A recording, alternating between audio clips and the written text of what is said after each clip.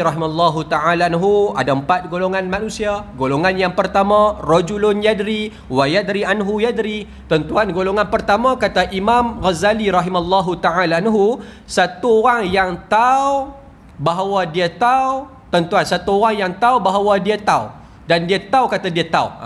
Tuan-tuan, ini golongan yang pertama. Satu orang yang tahu, maksud kata satu orang yang berilmu, dan dia tahu kata dia tahu, dan dia tahu kata dia berilmu, maka kata Imam Ghazali, dekatilah dia. Kalau kita jumpa orang lagu ni, maka kena dekat dengan dia, rapat dengan dia, belajar dengan dia, pasal dia adalah ulama. Tuan-tuan, ulama dia mengaji lama, 30 tahun, 40 tahun, maka dia ada ilmu, maka dengan ilmu itu dia mengajak masyarakat Islam, dia mengajarkan ummah. Maka ini orang yang dia tahu kata dia tahu, maka kita kena dekati. Itu golongan yang pertama.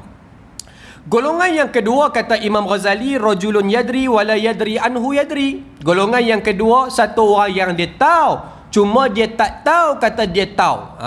Golongan yang kedua ni, sedarkan dia kata Imam Ghazali. Iaitulah satu orang yang tahu, satu orang yang berilmu, tapi dia tak tahu kata dia berilmu.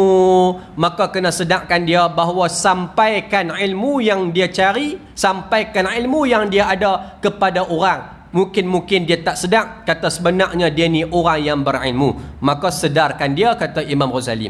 Yang ketiga, rajulun la yadri wa yadri anhu la yadri. Golongan yang ketiga, satu orang yang tak tahu dan dia tahu kata dia tak tahu. Ini golongan yang ketiga, satu orang yang tak erti, satu orang yang jahil, dan dia sedar bahawa dia ni jahil, dan dia sedar kata dia ni tak erti.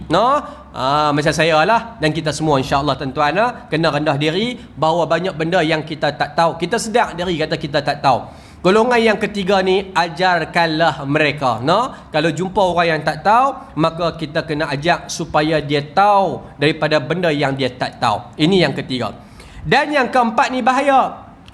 Rajulun la yadri wa la yadri anhu la yadri. Satu orang yang tak tahu kata dia tak tahu yang dia tak tahu.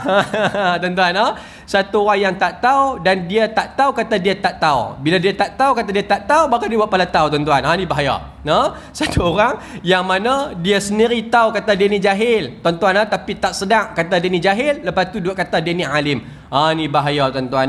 Maka orang lagu ni kena sedarkan dia supaya dia tak terus-menerus berada dalam keadaan tak tahu, yang dia ni tak tahu, tuan-tuan. Bahaya golongan yang keempat, kerana dia takut-takut dia mengeluarkan perkara-perkara yang di luar daripada konteks pengetahuan dia. Boleh, tuan-tuan? Itu dalam kita beradab untuk kita mengaji ilmu Allah Ta'ala. Dan tuan-tuan jangan segan lah bila sebut tak tahu, tuan-tuan. Sebab